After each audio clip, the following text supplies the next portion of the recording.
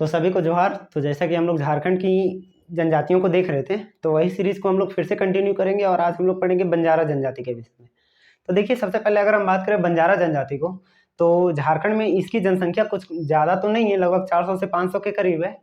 और साथ ही साथ अगर आप बात करें तो इसके भी कई टाइप्स है, जिसमें से कुछ घुमक्कड़ टाइप में, मतलब ज़्यादातर जो बंजारा जनजाति है सो घुमक्कड़ किस्म के ही हैं, ठीक है। उनमें से भी कुछ इनके अलग अलग कुछ टाइप्स को बांटा गया है। जैसे कुछ हैं जो भिक्षा वगैरह मांग के काम करते हैं, कुछ है जिनका अपना पेशा है, मतलब जो अपना काम करके धन अर्जित करके फिर अपना पालन पोषण करते हैं, और इसी प्रकार से आइए देखते हैं बंजारा जनजाति को, ठीक है। तो देखिए, अगर हम बात करें बंजारा जनजाति को, तो झारखंड में इसकी जनसंख्या जो है सो वो कितना है, 487। कितना है? 487, जो कुल जनजातीय जनसंख्या का कितना है, 0.005%। कुल जनजातीय जनसंख्या का कितना, 0.005%। और साथ ही साथ अगर बात करें इनका निवास स्थान का, तो ये ज़्यादातर संथाल परगना वाले क्षेत्र में देखने को मिलते हैं। और अगर इनका भाषा का बात करें तो इनका भाषा को लंबाड़ी बोला जाता है। क्या बोला जाता है? लंबाड़ी बोला जाता है, ठीक है। बंजारा समुदाय को जनजाति का दर्जा लगभग 1900 के लमसम में कुछ मिला है, ठीक है। एक्यूरेट तो डेटा हमको याद नहीं है। और साथ ही साथ अगर हम बात करें तो बंजारा समाज को 4 वर्गों में विभक्त किया गया। कितने वर्गों में? 4 वर्गों में। देखिए, यहाँ तो बंजारा समाज को 4 भागों में विभक्त किया गया। और साथ ही साथ अगर हम बात करें इनका कार्य का, ठीक है, मतलब जिस तरह से ये कार्य वगैरह करते हैं, अपना जीवन यापन करते हैं, उनके दृष्टि से भी इनको कुछ भागों में बांटा गया। तो आने वाला टाइम में देखेंगे। देखिए, अगर हम बंजारा समाज को का बात करें तो ये 4 भागों में विभक्त है। पहला को चौहान, दूसरा पवार, तीसरा राठौर और चौथा उर्वा। क्या है? उर्वा, ठीक है। ये इनके 4 टाइप्स है। और साथ ही साथ इसमें गोत्र का प्रचलन नहीं है।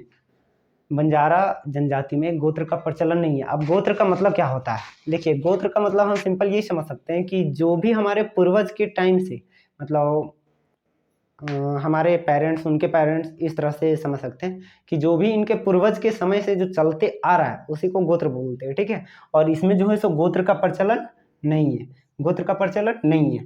और विधवा विवाह को इस जनजाति में नियोग बोला जाता है। क्या बोला जाता है? नियोग।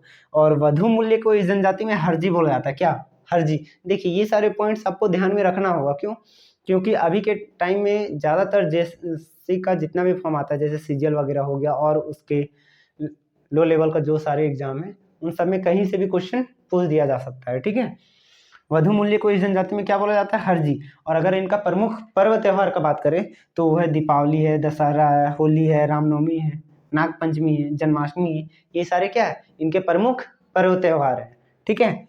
अगर हम इनका प्रमुख देवी का बात करें, ठीक है, मतलब जो ज़्यादा पूज्य है, इनके पूजनीय है, उनको इस जनजाति में बंजारी देवी बोला जाता है। क्या बोला जाता है? बंजारी देवी।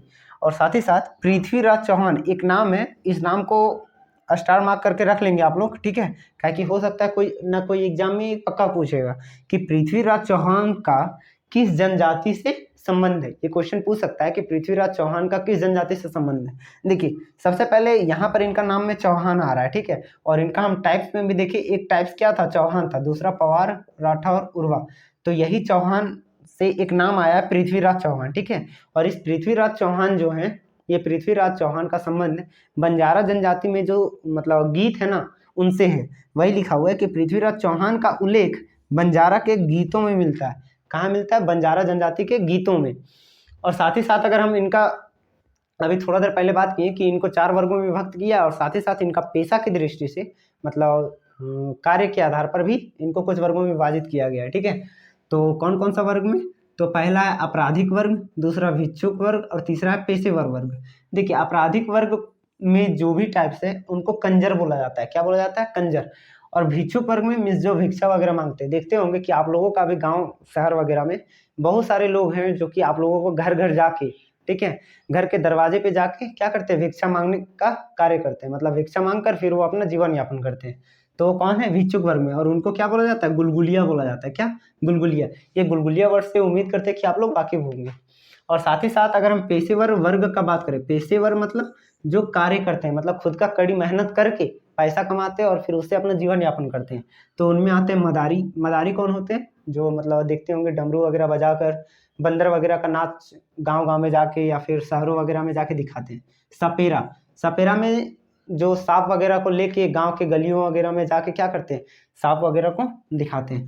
साथ ही साथ भालू नचाने वाला देखते होंगे, अब तो हालांकि ये प्रतिबंधित है कि किसी भी जानवर का उपयोग कर अपना जीवन यापन करना वर्जित हो गया अभी के टाइम में, इस पर गवर्नमेंट बैन कर चुकी है, ठीक है। लेकिन पहले का टाइम में देखते होंगे, आज से 2-4 साल 5 साल पहले, कि भालू वगैरह को लेके, बंदर वगैरह को लेके, सांप वगैरह को ले जाकर, मतलब उनसे उनको दिखाकर, उनसे उनको नचवा कर क्या करते थे, पैसा कमाते थे और फिर उसी से अपना जीवन यापन करते थे। तो एक ये भी था इनमें कि भालू नचाने वाला इनमें हुआ करते थे।